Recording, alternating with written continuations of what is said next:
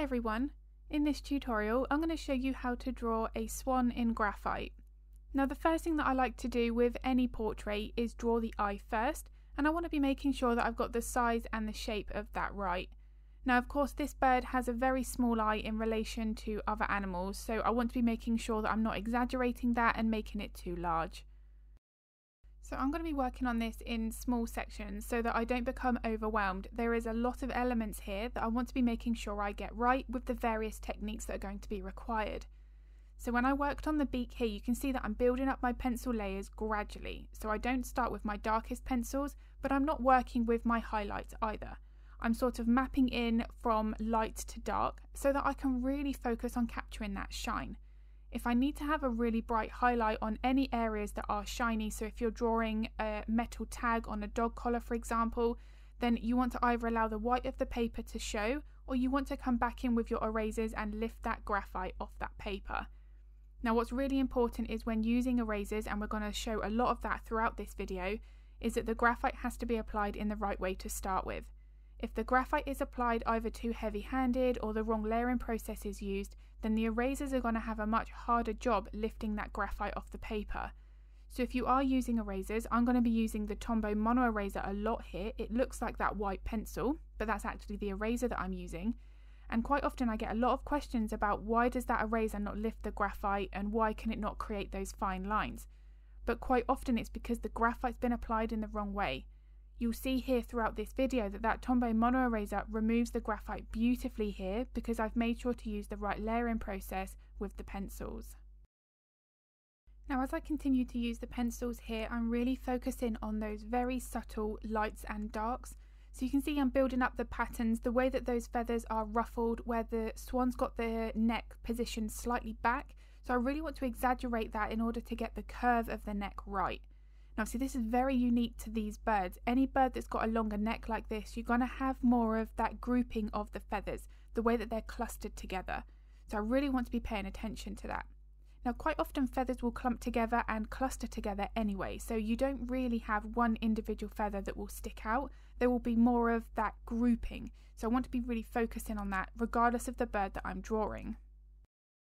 But it's also about identifying where the feathers do look smoother, and this was a great example of this on this swan.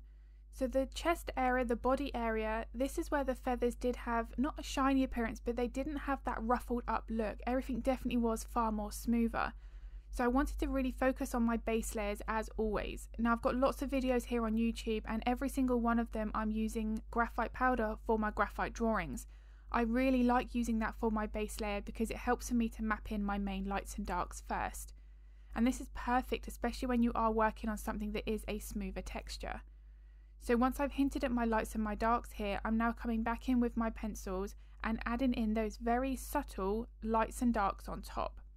Now again, it's all about the subtlety here, because if I add too many dark shadows and really bright highlights early on, I'm going to make that body not look as smooth. I'm going to really hype up that contrast in the wrong way. Now in most situations I will always say about hyping up the contrast, so make your shadows darker, make your highlights brighter. But there are some textures and some instances where you don't want to do that. And this was one of those cases here. Everything, although the highlights here are getting gradually lighter, I haven't got any areas on this section of the body that are really, really dark. And that is the one thing that's going to help to make this look softer. Now when I am using my graphite pencils, I am focusing on my pencil technique. Now I've got a video here on YouTube, it's my top tips for drawing realistic fur in graphite. I'll link that in the description below if it's of interest. Now although I'm drawing feathers, the same tips and techniques that I share in that video would be the same. So regarding the pencil technique, I'm focusing on three main things. It's the direction of that pencil stroke, the thickness of the pencil stroke, and the length of the pencil stroke. Now the direction of the pencil strokes are going to be determined by the underlying bone and muscular structure. So you can see here I've got a slight curve to all of my pencil strokes and the way that they're curving over the body. If I have straight lines here, I'm going to end up with something that looks very flat and two-dimensional.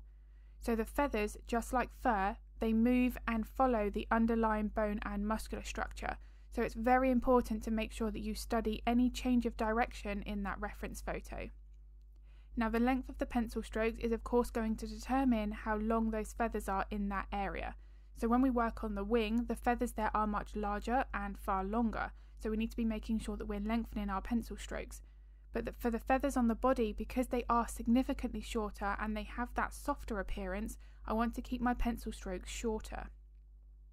Now the thickness of the pencil strokes is going to be determined by the feather texture. So again, if you're working with feathers that are a little bit larger, you're going to end up having to have more of a thicker pencil stroke in some situations. But for this area here, I was working with quite fine lines. That's going to enable me to get these really soft, delicate details on this area of the portrait. And you can see in relation to the size of my hand that this section of the portrait is not that big. Because the wing is spread out, that's taken up quite a lot of the paper, so it therefore made the body of this swan quite a bit smaller. So I have to be realistic with how much detail I can include here, but because I'm focusing on my values, I'm really starting now to darken up some more of those shadows and midtones. I'll come back in and brighten up some of my highlights. This is making it look three-dimensional because the values and contrast are correct. It's not necessarily the amount of detail that you have in a portrait that's going to determine how realistic it is. You can have all of the detail in the world, but if the contrast isn't right, the portrait will still look flat.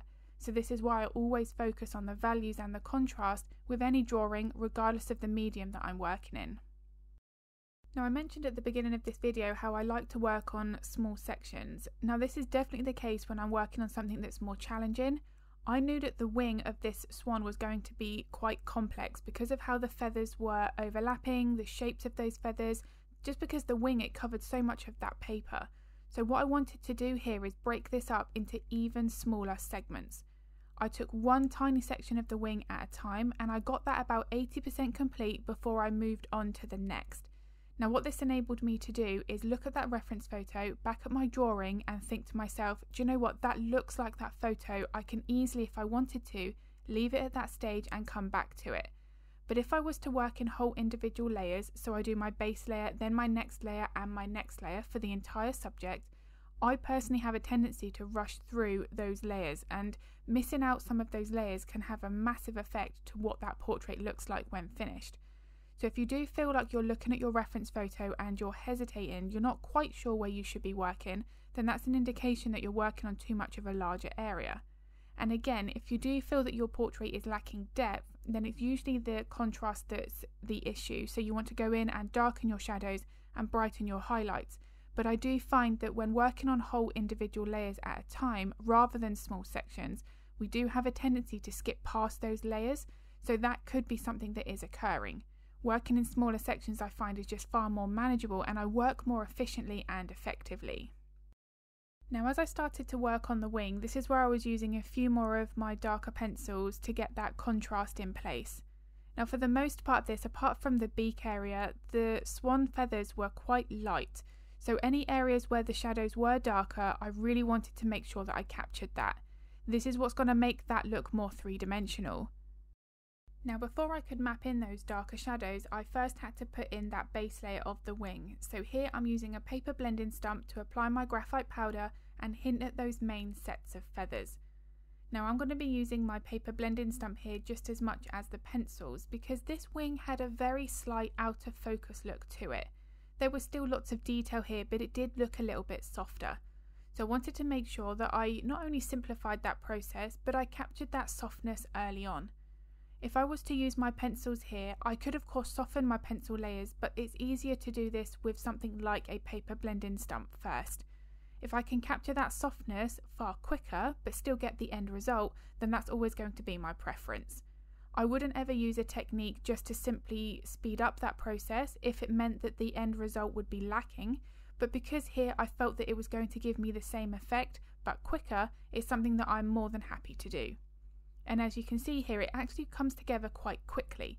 Because I'm just focusing on those main shapes initially, once I've got this foundation in place, I can then come back in with my graphite pencils and tidy everything up. However, going back to working on smaller sections, you can see that I've mapped in that lower part of the wing first. I'm happy with the softness I've got there, so I'm now going to start to work on the top section of the wing. This is going to be one of the more complex areas where the feathers bend over that joint in the wing. So here you can see they almost change direction, they're more of an elongated shape, they then curve over the top edge of that wing. So the change of direction in the feathers at this point is crucial, because this is going over one of those main anatomical changes in that wing. So if I don't get the feathers there right, I'm going to make that wing potentially look a little bit deformed, which of course is something we want to avoid. But also it's the size of those feathers. They are significantly shorter on that top edge compared to the feathers below. So this is something that I really want to be focusing on. Now throughout the drawing process, it all comes together, the values, the layering, the difference in blending techniques, but it's all done at one layer at a time. So it makes it feel quite overwhelming to think of all of this at one time, but because we're breaking it up into individual layers, it's something that we can progress through more steadily. We don't have to do it all within the same layer. Now, because there are a few of these things that we need to be thinking about at the same time, it's why I like to add my voiceovers for my Patreon tutorials while I'm drawing, so I'm able to explain everything in the moment. There are many situations where something just crops up that I want to be explaining why I'm doing something in that specific way, or maybe even I make a slight mistake and I want to show how to fix it. Because making mistakes is completely normal. What's important is knowing how to fix it. Knowing how to fix those mistakes is what makes us better artists. We can transfer that information across to other drawings. And as I've said, it just enables me to really cover every single aspect thoroughly from start to finish. You know, it's little things like how much pressure we should be applying on the pencil at each specific layer, depending on the effect we're trying to create. If I can actually show that and explain it in the moment, I feel it's a lot easier to then practice for any members that are drawing along. Now at this stage here, what I'm doing is I'm looking at the entire swan and I'm thinking, what do I need to change? What do I need to do to make this look better? And as you can see here, it's really just a matter of adjusting my values. I'm coming in and I'm darkening up some areas, and then I'll come back in with some highlights potentially and just reinforcing those real stunning values. This is what makes this look so striking. Although the swan has the wings out, it's the values, the lights and the darks that create that drama. Now onto the very last element, and this was the water. I wanted to add a small amount around the bottom of the swan so that I could really merge this onto the portrait. But I knew I didn't want to add all of the water. I really liked the white of the background around the edges. So my first priority here is to get a good base foundation in place, just like when I worked on the swan. Now again, I'm working in small sections here to make sure that I don't become overwhelmed. Drawing realistic water, it's quite time consuming because there are a lot of movement with those ripples. We can very easily lose where we are from that reference photo, and we can start becoming quite stressed because we're not really sure where we should be working. So just like before, I want to just focus on one ripple at a time, and that might potentially just be focusing on one set of highlights and one set of shadows. By the time I've got that area mapped in and I take a step back from that easel, it's starting to look more like water. And it's because I'm not imagining that I'm drawing water, I am just purely focusing on the shapes that I can see.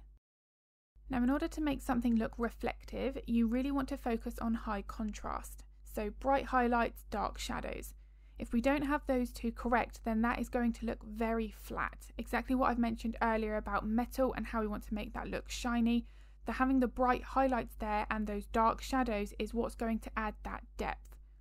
Now in some cases here you might want the white of the paper to show through, so on the ripples on this side where I wanted to gradually fade it out, you can see that I've allowed that. I've put a very minimal layer of graphite powder in place and I'm going in with my pencils to add some subtle details, but there are sections here where the white of the paper is showing, and that will become more apparent as I work on the water that gets further away from the swan. As I want to darken up my layers here, I'm going to again come in with my pencils and apply slightly more pressure depending on the pencil that I'm using. And I say that because the amount of pressure that we apply to the pencil is going to depend on which layer we're working on at that time. For those very first layers, you don't want to be using too much pressure because you're going to end up burnishing. Now burnishing is where you're flattening the tooth of the paper. Now if that happens, we can potentially end up with issues later on where we can't add additional layers on top, because there's not enough tooth of that paper to grip that graphite. So it is very important to apply the right amount of pressure at the right layer, depending on the stage of that drawing process. And here you can see that in one small section I'm using 3 different erasers. Each of those is going to create a slightly different effect. Now once the water's drawn in, it's at this stage as well where I'll look at the swan, the entire drawing, and make any alterations that I think are going to make my artwork better. But I would always recommend to put the drawing away for a day or two when you do think it's finished, and then look at it again with fresh eyes. This will really help to point out any areas that may need to be adjusted, because quite often we've stared at the drawing for hours, days on end, and we can end up getting a little bit blinded by things that might need to be adjusted, that really do make a big difference. So I do hope that this video has been useful. If it was, I would really appreciate it if you could give it a like and a thumbs up. It makes a huge difference to my channel. And if you are interested in drawing along to the real-time version of this, then that is available on my Patreon. I'll link all of that in the description below. If you've got any art related questions, feel free to pop them in the comments, because I'm more than happy to help if I can. And I also upload 2 videos to YouTube every week, so if you would like to get notified of that content, then don't forget to hit the subscribe and the bell button. I'm going to be uploading another video next week, but as always, thank you so much for watching.